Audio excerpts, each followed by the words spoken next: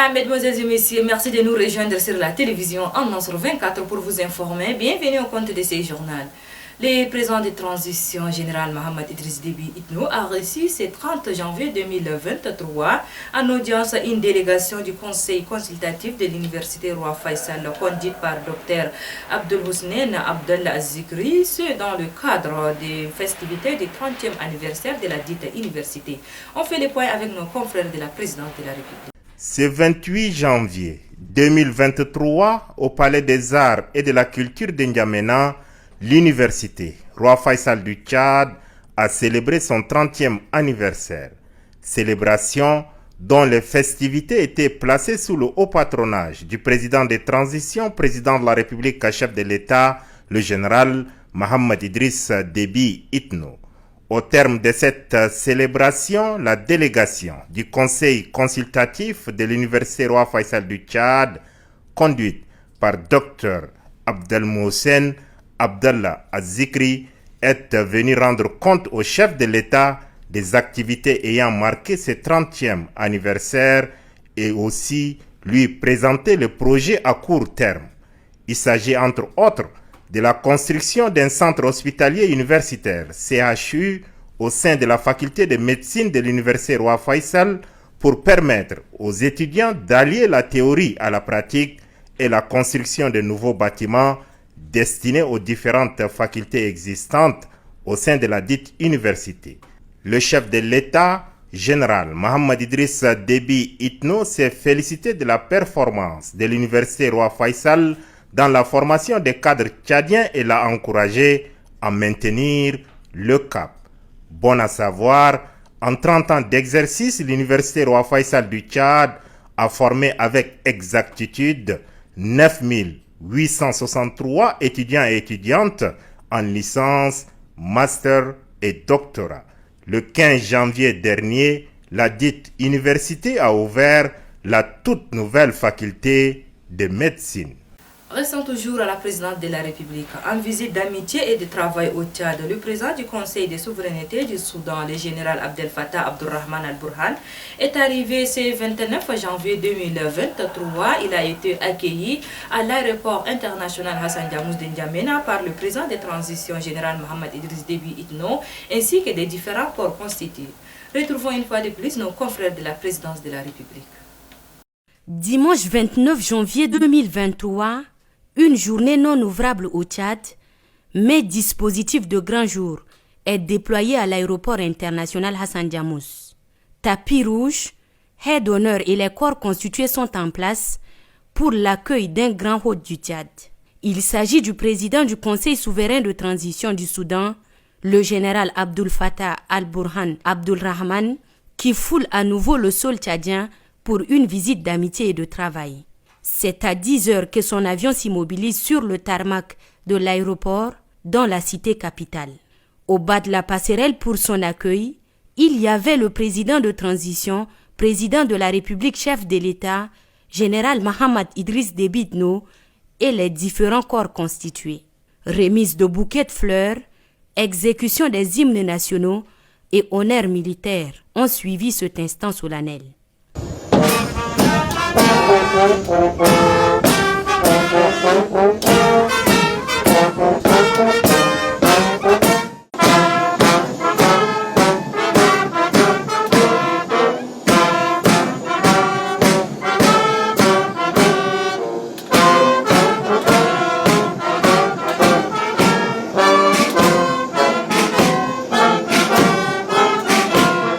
Ensuite, le chef de l'État et son hôte de marque se retirent au salon d'honneur pour quelques minutes d'échange sur des questions d'intérêt commun.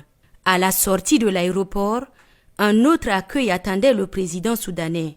La communauté soudanaise vivant à N'Djamena a fait massivement le déplacement pour saluer son président et lui souhaiter la cordiale bienvenue au pays de Toumaï.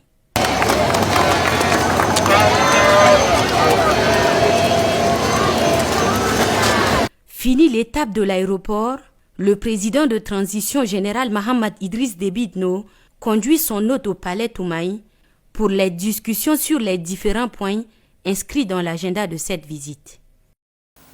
Restons toujours dans le même cadre. Communiqué conjoint sanctionnant la visite d'amitié et de travail du président du Conseil des souverainetés du Soudan, général Abdel Fattah Abdulrahman al-Burhan, sur l'invitation du président général Mohamed Idriss Déby Itno, communiqué lui ici par le ministre d'État, ministre des Affaires étrangères des Tchadiens de l'étranger et de la coopération internationale, l'ambassadeur Mohamed Saleh Al-Nadir. Communiqué conjoint Tchad-Soudan, N'Djamena le 29 janvier 2023. À l'invitation de son Excellence, le général Mohamed Idriss Déby Itno, président de transition, président de la République, chef de l'État, le président du Conseil de souveraineté du Soudan, son Excellence Abdel Fattah al-Burhan, a effectué une visite d'amitié et de travail à N'Djamena à la tête d'une importante délégation. Cette visite, qui illustre l'excellence des relations de coopération entre les deux pays, s'inscrit dans le cadre de consultations régulières entre les deux chefs d'État en vue de renforcer davantage les liens séculaires et la fraternité qui unissent les deux peuples. Au cours de cette rencontre, les deux chefs d'État se sont entretenus sur des questions d'intérêt commun dans divers domaines. Au titre de la coopération bilatérale, les deux présidents se sont félicités du soutien réciproque et le respect qui guide les relations entre les deux pays et ont réaffirmé leur volonté d'œuvrer en permanence pour les renforcer davantage. Par ailleurs, les deux chefs d'État ont souligné la nécessité de tenir la grande commission mixte de coopération en vue de réactiver tous les accords et mécanismes sur le plan diplomatique, sécuritaire, économique, technique, social et culturel. Les deux chefs d'État ont salué les pertinentes recommandations issues de la conférence d'El Geneina, tenue en 2018, recommandations qui touchent plusieurs domaines et dont la mise en œuvre connaît quelques difficultés. À cet égard, ils ont renouvelé leur engagement à poursuivre la mise en œuvre des dites recommandations. Abordant la situation sécuritaire dans la zone frontalière, les deux présidents ont exprimé leurs préoccupations face à la multiplication de conflits intercommunautaires qui ont causé plusieurs pertes en vies humaines. À cet effet, ils ont souligné l'urgence de renforcer la capacité opérationnelle de la force mixte Tchad-Soudan pour faire face aux défis sécuritaires qui sont de plus en plus fréquents dans la zone frontalière des deux pays en établissant des relations directes et continues entre les différents corps concernés, notamment la défense, la sécurité et la protection des réfugiés et déplacés. Aussi, les deux chefs d'État ont-ils mis un accent particulier sur les échanges d'informations et de renseignements entre les services de sécurité des deux pays, ainsi que la coopération judiciaire. De même, les deux parties conviennent de la nécessité d'engager des actions fortes et conséquentes pour contenir l'immigration irrégulière et le trafic des armes. Ils ont décidé de tenir le forum transfrontalier sur la sécurité et le développement avant la fin de l'année à Abéché, dans le prolongement des forums Namdiaras 1 et 2. En outre, ils ont soulevé la nécessité d'opérationnaliser la force mixte tripartite Soudan-RCA-Tchad, créée le 18 janvier 2005 à Khartoum pour la lutte contre l'insécurité aux frontières communes des trois pays.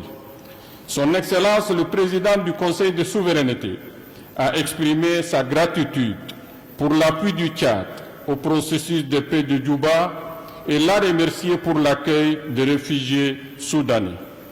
Les deux chefs d'État ont convenu de travailler ensemble avec les partenaires pour leur retour. En tant que garant de l'accord de Djouba entre le gouvernement soudanais et les mouvements armés, accord du 3 octobre 2020, le Tchad a réitéré son engagement pour son suivi et son application. Pour marquer cet engagement, le Tchad a désigné l'ambassadeur à Cheikh Ibn Omar, point focal pour la mise en œuvre du dit accord. Sur la crise libyenne, les deux chefs d'État ont exprimé leurs préoccupations sur la menace de déstabilisation que présente la situation sécuritaire de ces pays frères sur les pays voisins. Sur le plan régional, ils ont également exprimé leurs préoccupations face à la persistance des groupes terroristes au Sahel et leur extension sur le continent. S'agissant des échanges économiques et commerciaux entre les deux pays, les deux chefs d'État ont évoqué la nécessité de la redynamisation de ces échanges à travers le port Soudan et conformément aux accords signés à cet effet. Les deux parties, enfin, ont souligné l'urgence de matérialiser au plus vite le projet de chemin de fer Tchad-Soudan et les infrastructures routières qui facilitent les transactions économiques et commerciales. Fait en N'Djamena le 29 janvier 2023. C'est pour renforcer la technologie au sein des services des impôts que la Direction générale des impôts a organisé une cérémonie ce 30 janvier 2023, cérémonie du lancement officiel du système de télédéclaration et de télépaiement des impôts, des taxes à travers e-taxes et de paiement LTJ par téléphonie mobile. Présent à cette cérémonie, le ministre des Finances, du Budget et des Comptes publics, des directeurs généraux ainsi que d'autres invités venus pour la circonstance. Et c'est le ministre des Finances et du Budget, Tahir Hamid Guili, qui a présidé la cérémonie. Faisons le point avec Omar Mohamed Ida. C'est avec un sketch présenté par la compagnie Al-Hadi Tawa Production que la cérémonie du lancement du système de télédéclaration, de télépaiement des impôts et des taxes à travers e-taxes et du paiement de l'IGL par la téléphonie mobile a commencé et a vu la présence du ministre des Finances, du Budget et des Comptes publics, les directeurs généraux des banques ainsi que d'autres partenaires techniques et d'autres invités venus pour la circonstance. Dans son mot de bienvenue, le directeur général des impôts, Mbaye Bahi Angri, a remercié la présence de tous et en particulier les partenaires techniques et financiers pour la bonne collaboration. Dans son allocution, le ministre des Finances, du Budget et des Comptes publics, Tahir Hamid Ngling, exhorte les responsables des banques à développer l'avantage sur ces nouveaux programmes. Pour nous, c'est une importante date. La digitalisation, la territorialisation, la modernisation des finances publiques a été un objectif, un des grands engagements du gouvernement de transition, mais aussi une forte orientation du président de la République, qui a vraiment mis l'accent et tous les moyens et toutes les instructions nécessaires pour que les choses avancent. Les responsables de province auront accès à davantage de ressources, pourront exécuter leur budget sans problème et n'auront pas de plainte à faire. Je rappelle que tout ce système est totalement sécurisé. Nous avons élaboré, avec le soutien des experts désignés par la Banque mondiale, sous l'égide de la Banque mondiale, les TDR pour développer e-tax, avec un financement de la Banque mondiale. C'est pourquoi on a voulu que la Banque mondiale prenne la parole. Je pense qu'avec beaucoup d'humilité, il n'a pas dit ça. Ce projet a été financé par la Banque mondiale et je leur rends grâce et je les remercie. Continuez de nous soutenir ici. Et nous avons fortement bénéficié du soutien du FMI en tant que catalyseur de financement pour l'informatisation, la digitalisation des services. Nous avons reçu aussi des financements de l'Agence française de développement pour acquérir beaucoup d'équipements informatiques qui vont être éparpillés dans notre vaste territoire. Donc à tous ces gens, je dis merci beaucoup. Et j'exhorte les banques à accompagner davantage. Certaines ont développé déjà le portail, l'interface. UBA, c'est déjà fait.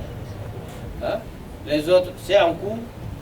La Direction générale des impôts doit suivre ça et rapidement, comme vous l'avez demandé, vous voulez davantage communiquer maintenant avec les banques. Allez-y dans les banques et dites aux clients de ces banques, votre banque est conforme et peut faire des paiements à travers le portail e-tax. J'ai compris que vous avez besoin de plus de moyens, un cadre de travail. Évidemment, tout le monde est conscient. Le cadre de travail. Rappelons que la signature d'accord entre la direction de la douane et celle des impôts a mis terme à la cérémonie. C'est s'achève cette édition. Merci de l'avoir suivi. Au revoir et à demain. Bon suite de programme sur la télévision en 24. Merci.